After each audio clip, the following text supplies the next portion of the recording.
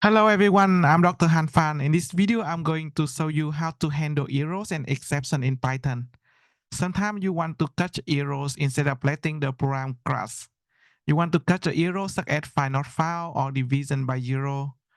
Those sort of errors need to be caught and handled instead of letting the program crash.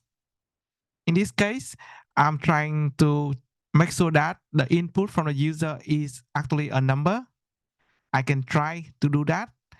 And there's a except block of code will run when there is an error happen.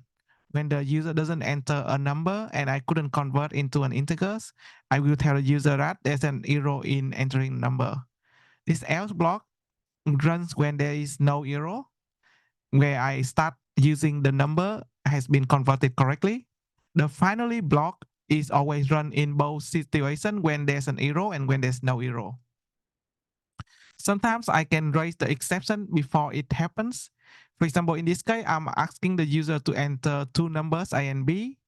And if the input number for a variable B is zero, I will write a zero division errors because I want to execute the division of A and B.